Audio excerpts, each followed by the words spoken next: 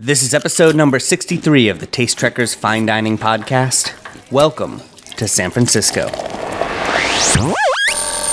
This is the Fine Dining Podcast. The Fine Dining Podcast. For foodies who love travel and travelers who love food. Here's your host, Seth Ressler. Hello and welcome to the Fine Dining Podcast. I'm your host, Seth Ressler, and this is the podcast for foodies who love travel and travelers who love food.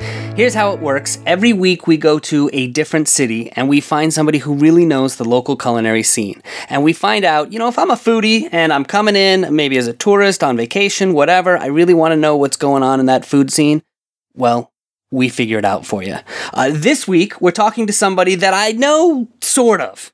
From way back in the day. We actually went to school together and we were trying to figure out where. That's Anita Chu of the Dessert First blog. She's up in San Francisco. Anita, thanks so much for joining us, and I guess it's good to talk to you again. It is. Thanks for having me on, Seth. Great we crossed paths again. You are up in San Francisco. You run this great blog called Dessert First, which focuses primarily on dessert, correct? Yes, it is about dessert. I love dessert. And you've also written two cookbooks, The Field Guide to Cookies and The Field Guide to Candy. Now, tell me how you got into all this, because you went to Berkeley and you sort of got on this engineering track. How did you wind up doing this? Baking's always been a passion of mine. I've been baking since I was young, and I really did it more as a hobby until after I started working. And I just kept doing it and wanted to learn more about it, and finally made a decision to go to pastry school. So after going to pastry school, I got my certificate, and I actually left my engineering job, worked for about a year in a bakery, which I loved. And I was also writing my blog at the same time. So I got an opportunity to write a cookbook through my blog, at which point I decided to switch my focus and go into food writing, which is what I do today. So you've actually been able to make a career out of this? So far, yeah. I've gotten a lot of really great opportunities off of my blog. So it's really very serendipitous, but I'm glad I started it. I didn't know where it'd go, but it's really gotten me all of the great things that I've done so far. So talk to me about that for a minute, because I know we do have some food bloggers who listen to this show. If you are just starting out, what are the opportunities for streams of revenue that can open up from blogging? Well, I think probably a lot of people start blogging and they want to become the next Martha Stewart, or there's a lot of famous food celebrities now. And when I started, I didn't really have that goal first. I just really focused on creating good content and getting a good reputation for myself. And I think once you have that, then you have a lot of ways that you can use your content. You can start developing recipes for different companies. You might be able to develop recipes for restaurants, do food photography. You can partner with different brands and review their products on your page. So I really kind of look at my blog as a platform to showcase what my interests and abilities are. And then I look for other companies or individuals that might fit and have possibilities for collaboration. So it's almost like a resume piece. It's almost like, here's my skill set, let me show you what I can do. And then opportunities sort of come from that. It really is. That's a great way of putting it. The way I got my book deal was a publisher contacted me and said, "Oh, we saw your blog and we really like your writing. We're looking for someone to do a cookbook, and are you interested?" When I first started, I thought, maybe I'm just going to do my blog, and one day when I'm ready, I'm going to put together a book proposal and send it out. And instead, it happened the other way around. Someone came to me and said, "Oh, we saw your blog and we liked it." So it was almost like my proposal was my blog. Oh, wow. That's amazing. Yeah, I got really lucky. Well, you must have liked the first experience because you went back and did a second cookbook. What was the biggest challenge in putting that together? It was pretty intense. Definitely, as a first-time author, it was a pretty intense experience. The biggest challenge was the deadline. I mean, on the blog, you pretty much set your own deadlines. I try to write regularly, but of course, my only boss is myself. But when you write a book, obviously there's a deadline and you have to get it all done. And I had a pretty short deadline for the book, so had to get pretty disciplined at setting up a good schedule and getting everything tested and written and delivered. A lot of sleepless nights, lots of food testing. I mean, people think, oh, it's so fun, like you're baking cookies, but it was a lot of cookies to test out. And you have to go in and test each recipe and make sure that it works and tweak them if they don't, right? Yes. I feel that's really important. You want to make sure they work, basically, or people are going to say your cookbook doesn't work. So I got friends to help, people I know in the industry. I think that's a big thing. It's good to also have other people to test your recipes just to make sure that they understand it and works well in other people's kitchens, not just yours. So I did have help. I remember something that Joanne Chang, who is out of Boston, I remember something that she said when she was talking about her cookbook, which is that baking is different from cooking. Because when you're cooking, you can sort of fudge it. If you taste something and it's not right, you just throw a little more of this in or a little more of that in. Baking's actually much more difficult because, you set it up and once you put it in the oven, it's going to be what it's going to be, right? I think a lot of people are intimidated that way. It's kind of like a magic trick or something. They say, well, you put it in the oven and you don't know what's going to happen till an hour later. You could get a disaster or something. So I recognize that, and that's why I try when I write my recipes to give people a lot of tips or give them a lot of descriptions, encouragement, and I mean, I've come up with disasters too. That's why I tell people, you can mess up and you just learn from it. It doesn't make you a bad baker. You just, change something the next time. Well, let's turn to the city of San Francisco. Before we do, I know you've got a trivia question for me. Yes. So what is it? My trivia question is, what is the original name of the city of San Francisco? What is the original name of... Well, it's Cleveland, right? No? I'll give you a hint. It's still 2 words. So... New Cleveland. 2 words. I feel like I should know this, too, because I grew up in this area. So it wasn't originally called San Francisco. It was not. Do you know when it became, we started calling it San Francisco? I think the year was 1847. So it was a while back. So don't feel like we suddenly changed it. So it's not like I should remember it. It's not like I missed the news report or something. No. Let me ask you something, though. As a San Francisco resident, are there certain nicknames that the people of San Francisco don't like? Like if I call it Frisco, is that frowned upon by the natives? We probably don't call it Frisco. Most people in the Bay Area just call it the city. Okay. San Fran is okay. San Fran's okay. SF? SF is also good. Okay. Yeah, all those are totally acceptable. But Frisco's a no. No, it's just, right. Yeah. I understand. I think also what another thing people don't like there is when they get asked, do you eat rice-a-roni? Still? I think there's other San Francisco treats besides rice-a-roni. Give me some time to think about the name. I don't know the answer off the top of my head. But while we're thinking about that, talk to me about San Francisco. I mean, if I am a foodie and I'm coming in for the very first time, first of all, give me sort of the lay of the land. What are some of the neighborhoods that I should be checking out while I'm there? If you're into food, it's a really great time to go to San Francisco. The culinary scene is just really, really exciting right now. I think there's more restaurants and other food shops opening that I can remember for a long time. It's like every week there seems to be something new opening. So there's a lot of places to check out. But food-wise, like the neighborhoods that I would really go check out right now are the Mission. It's kind of right now, it's the center of a lot of really cool food trends. There's a lot of cool restaurants, bars, bakeries, all sorts of things opening up there.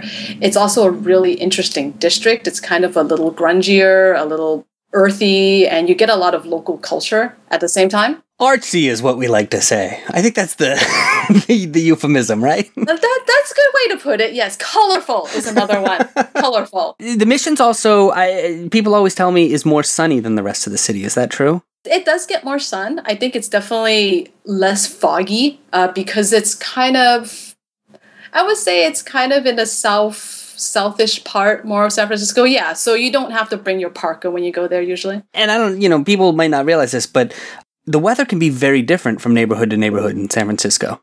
Yes, one word, layers. You may find yourself taking off your sweater or putting it back on in the course of a couple hours. Okay, so the Mission District is one of the first places we should check out. Yes. Where else? What I call like the financial district / SoMa. That's kind of right at the far end of the western end of the city, right around the Bay Bridge. So that's a great tourist area. There's the ferry building, which is a big tourist attraction, and there's a lot of cute little food-related shops in there. And there's also a lot of nicer, more higher-end restaurants, more fine dining, and there's been a lot of great openings there, too. You said SoMa. That stands for South of... Market. South of Market, yes. Good to know. All right, so SoMa. Anything else on the list? The other district is one I call Hayes Valley. That's another really nice... I would say it's a little more bohemian neighborhood. It's a little bit more upscale than Mission, but it's a nice shopping district too. There's a lot of cute little boutiques, so people want to get their shopping in at the same time. And also just a really nice selection of places to eat as well. It's a lot of families like to go there. Talk to me a little bit about the ethnic makeup of the city, because this is one of the first things I noticed when I got back to the Bay Area after being, up in the Northeast for a long time, was just the incredible amount of diversity. I mean, you could literally hear 5 or 6 different languages in the same day just walking down the street. Talk to me about the ethnic makeup and how that influences the cuisine up there. Yeah, it's one of those things where, since I grew up in the Bay Area, you almost take it for granted until you leave the Bay Area. It's like a little bubble. And yeah, we're definitely used to seeing all sorts of different cultures and ethnicities. I think it's really great. It's fascinating. You never know who you'll be talking to or their background. And yeah, it definitely means there's a huge variety of restaurants. I mean, you could go from, this 4-star fine dining French restaurant to like this little Thai hole in the wall, and they're both fantastic. I like to tell people that we're kind of spoiled here because we're actually used to being able to eat different types of cuisine all the time. Like I will just say, oh, I feel like Thai today, or I feel like Italian. And the idea of having to eat only 1 or 2 kinds of food constantly is probably actually pretty foreign to a lot of people here. We're just used to a wider variety of choices. Are there any sort of signature dishes or signature crops or signature foods from the region? Well, we are all about local food. That's pretty much like this universal buzzword right now. But, we do like our seafood because we're by the ocean. So when it's crab season, Dungeness crab season, which just passed a while back, it's always really exciting. All the restaurants like to feature crab. And actually right now, I shouldn't say right now, but around fall is also a great time because there's a huge local fruit harvest. So a lot of great stone fruits, peaches, plums showing up at the farmers market. And then when is rice-a-roni season? Whenever you want. Whenever you want. Talk to me about chefs. Anybody that we should be keeping our eye on. Well, there's a lot of old school chefs and there's a lot of up and rising chefs. And I'm about to talk about, you want to talk about both of them? Yeah, let's start with the old school. Old school. So there's a great restaurant tradition here. Some of my favorite really well-known chefs is Hubert Keller, who is kind of pioneered contemporary French cuisine here. So he has a restaurant called Fleur de Lys. He came from France and came here and kind of revolutionized the whole French dining tradition on the California coast. So he's been around for a really long time. Another one is Tracy Desjardins, another fine dining chef. Her restaurant's called Jardiniere, which is also kind of like California/French food. And another one is Michael Mina, who he kind of started the whole very personal, eclectic type of cuisine. Like he would take all the classics and kind of give him his own personal spin. And that's kind of all the rage now in San Francisco. But he was one of the first people to do it. So that's some of your old school chefs. Talk to me about some of the new guys coming up. San Francisco has had a really great last couple of years. Like I said, some couple of chefs that I would keep an eye out on. Danny Boyan. He has a restaurant called Mission Street Chinese, and it's basically his take on Chinese food. And it's actually gotten him the James Beard Rising Star Chef Award. So it's not just your regular, Kung Pao chicken or whatever, chicken fried rice. It's actually really, really exciting, different take on Chinese food. Stuart Brioza and Nicole Krasinski, their restaurant, State Bird Provisions, also won the James Beard Best New Restaurant. I have heard so much about State Bird Provisions, and I had an opportunity to go, and I couldn't make it, and I'm so mad. Have you gotten to go there yet? Well, right now they're closed for renovations because they're expanding. Right. It's nuts. It's like almost impossible to get in there. And I'm just getting back into eating out because I just recently had a baby. Congratulations, by the way. Oh, thank you. Thank you. I'm finally able to go out again and feel like an adult. But a lot of my friends who've gone there just rave about it. It's great. And you have to stand in line insanely early and just hope that there's a slot. It really is. I mean, a lot of these restaurants now, they don't like to take too many reservations, or they take reservations for basically a month in advance. A lot of restaurants that are opening, like I said, it's more of like a labor of love by a lot of chefs. So they're opening smaller restaurants, meaning the spaces are smaller. There are not quite as many seats. And yes, definitely, it's very hard to accommodate large parties. I mean, if you're just a couple or something, it's much easier. So, and restaurants get a lot of buzz. People are Like, people just really want to try the next new thing. So when a restaurant is hot, it's really hot. It's really hard to get in. Right. I mean, so people are following the scene very, very closely here. I mean, there's a very active food blogging scene I found in San Francisco. There is. Not only are there food blogs, but there's, professional sites dedicated to food news and gossip. Yep. So people here don't read Us Weekly. They read Food News Daily. Right. I've made this analogy before. It reminds me, I worked in alternative rock, and I was there in the 90s when you sort of had that explosion of grunge and everything that came out of that. And I actually feel like that's kind of what's happening in food right now. Like, there just seems to be a lot of parallels in the way that there's just this sort of grassroots celebrity following of chefs. Kind of like there was for, the Smashing Pumpkins or whoever back in the day. Oh, yeah. All right. So any other rising stars? The folks over at State Bird. Who is that, by the way? I think I sort of cut you off a little bit there. State Bird Provisions, the chefs are Stuart Brioza and Nicole Krasinski. And they are definitely restaurant veterans. They've worked in other restaurants around San Francisco. They decided to go off and start their own place. And it's been a runaway success. I mean, that's kind of the trend I'm really seeing is chefs going off to start their own place that really expresses more of their own vision of what they want to do. So you really do have this sort of apprentice model still very much alive and kicking in food, in restaurants, where somebody will learn under other people and then go do their own thing, right? I think so. I mean, all of these people that I mentioned or these places I've seen, definitely the people behind them, the chefs, are quite experienced. It's not like they just came out of nowhere and said, I want to open a restaurant. So they've done their time. They've learned from, other people. And now they said, okay, I'm ready to go off and do my own thing.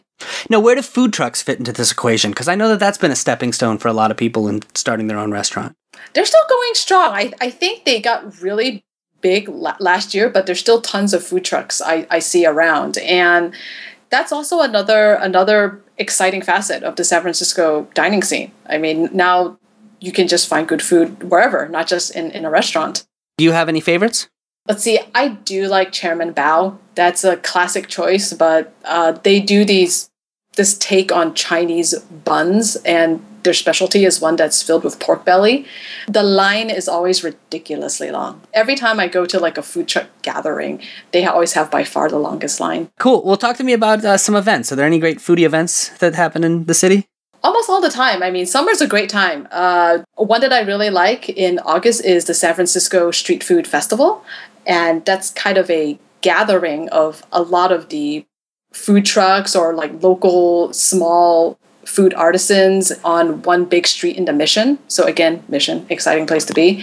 And it's basically you pay one entry fee and you go in and there's stalls filled with all of these different cute little bites that you can go get, dumplings, little mini sliders, all sorts of things. People just thinking up all kinds of takes on street food. I mean, it's way beyond like hot dogs and popcorn. One other question I want to ask, which is, because I know all my friends who come out here to visit from the other side of the country, or if they're making a long trip, they all want to know about Napa. They all want to take a trip up to Napa. How hard is that to do if you're coming to San Francisco? And, how much time do you need to plan to put into San Francisco if you're a foodie coming in? And how many days do you have to set aside for Napa?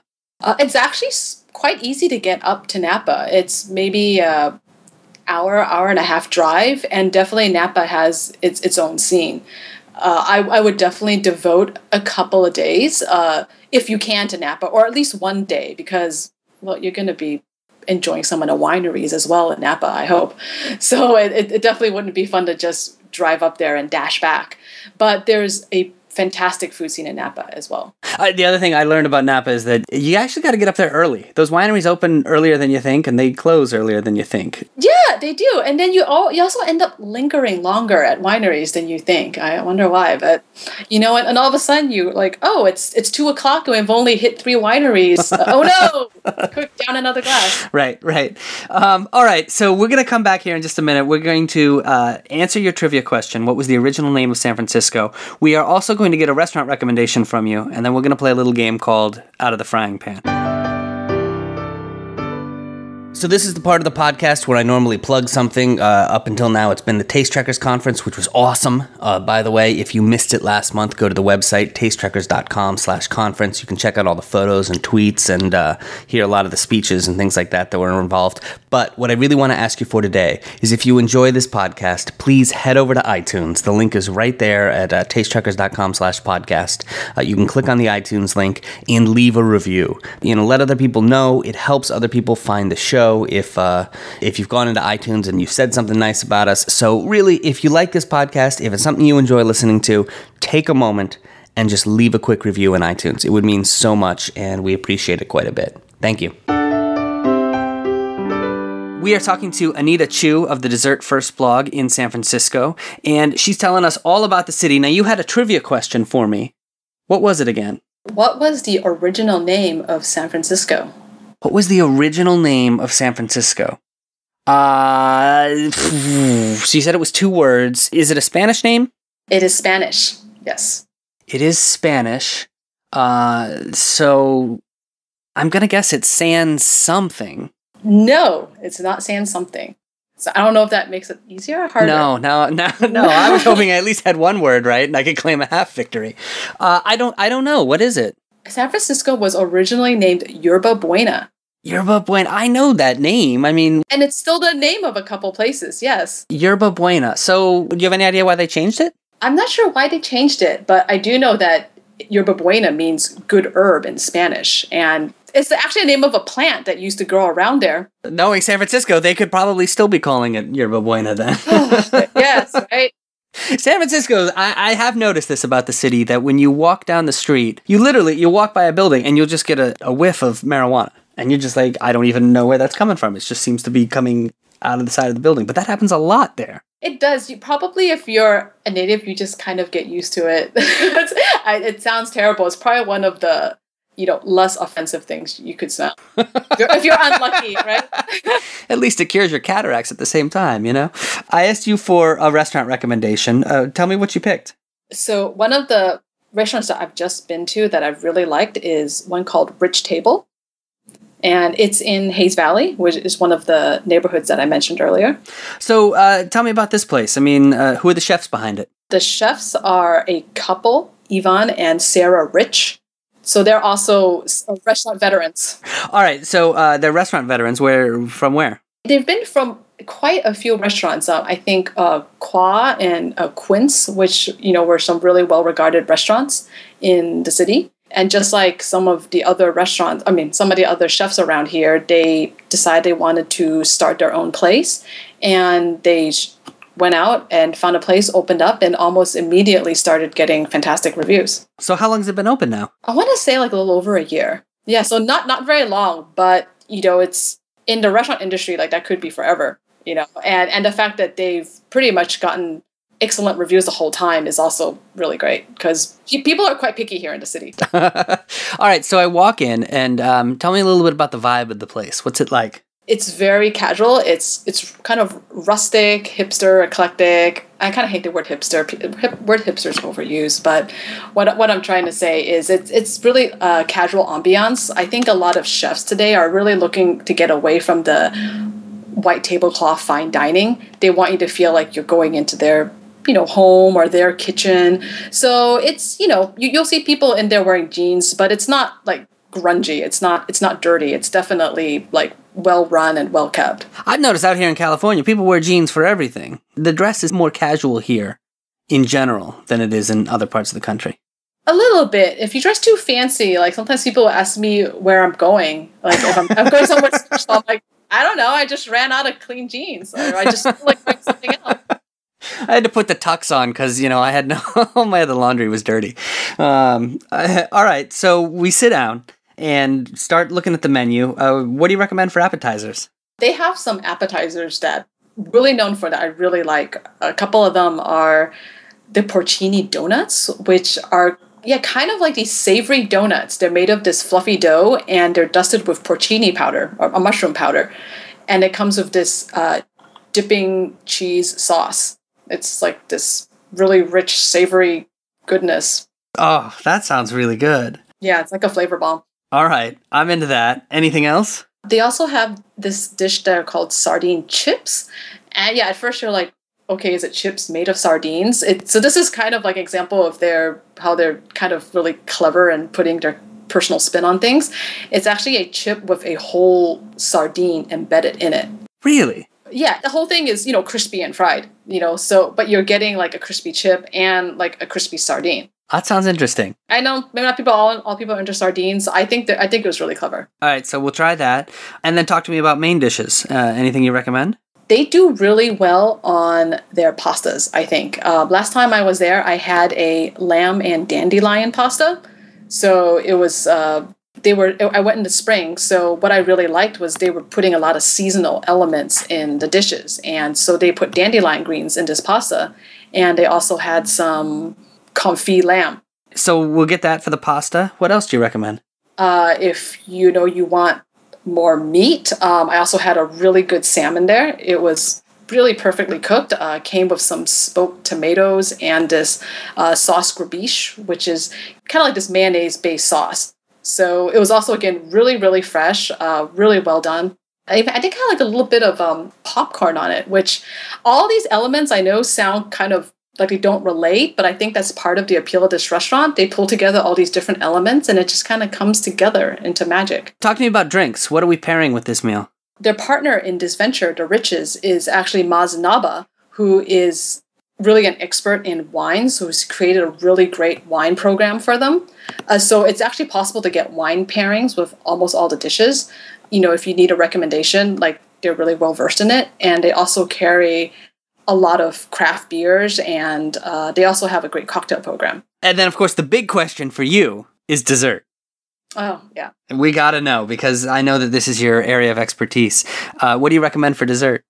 They had this really great dish called the mint chocolate cream. So it's almost like a cross between like s'mores and an ice cream sundae.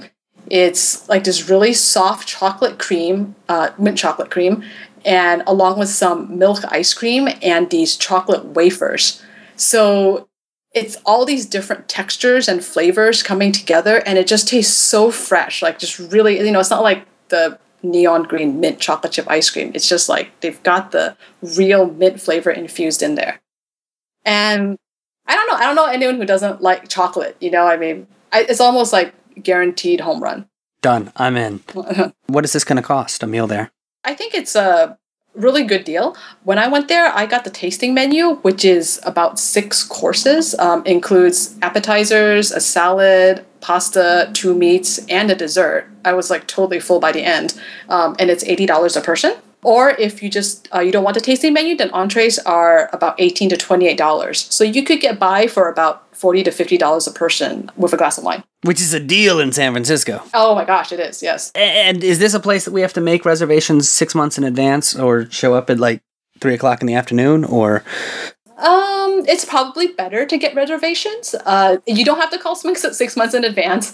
I think you can just call and try and make a reservation. But they do take walk-ins. I mean, when we went, there was room. So you can take your chances. Good to know. All right. Are you ready to play a little game? Yes. Here we go. This game is called Out of the Frying Pan. I am going to ask you for a series of rapid-fire recommendations. Just tell me the first thing that comes to mind. You ready? All right. I am. Obviously, I got to ask you this question. The blog is dessert first. So where is your favorite spot in the city of San Francisco to go to for dessert? I'm really into ice cream right now, and there's a place called Mr. and Mrs. Miscellaneous.